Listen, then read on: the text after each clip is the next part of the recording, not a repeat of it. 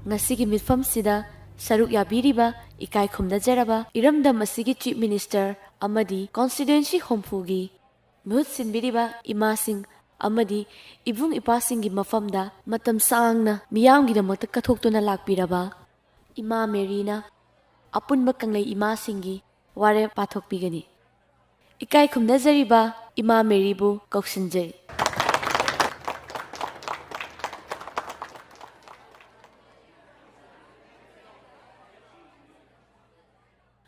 Hauzik Saurakna 92%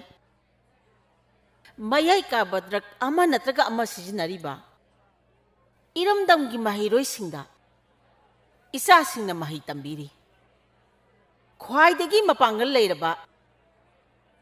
Isa kanglukki mahi tambiri ba kanglon sibu sumibro Karamba wakhalauksingno pibiriba sibu Isasing kharana suspension of operation da leiri Khara amana ning tamba pini haidana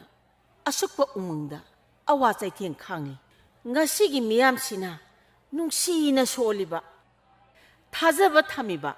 pangalaba isasingna pigadoriba ning tambase apunba nahasingi chaurakna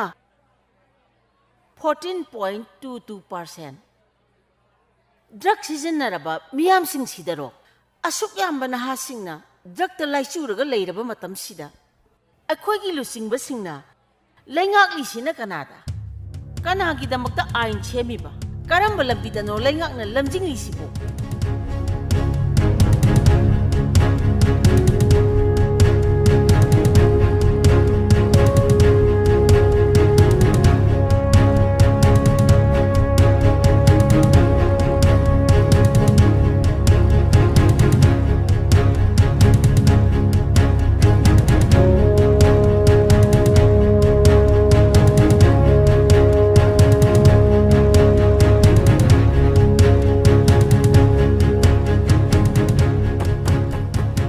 Order.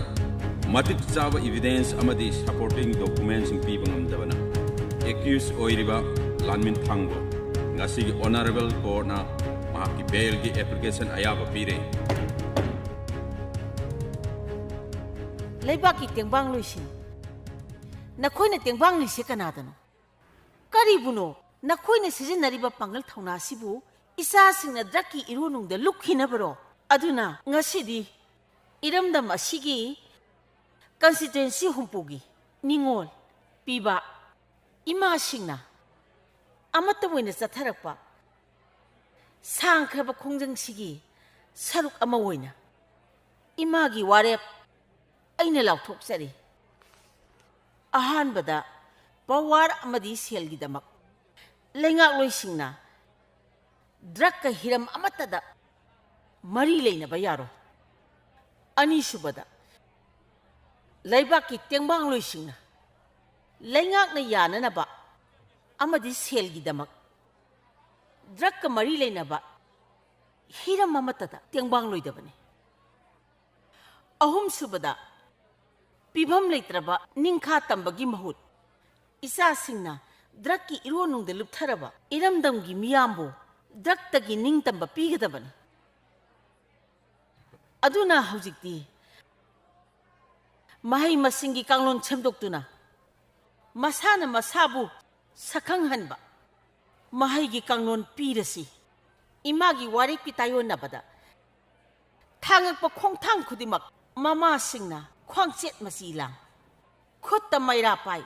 mapangal lokthokani phambaldagi phamthondagi chingthagani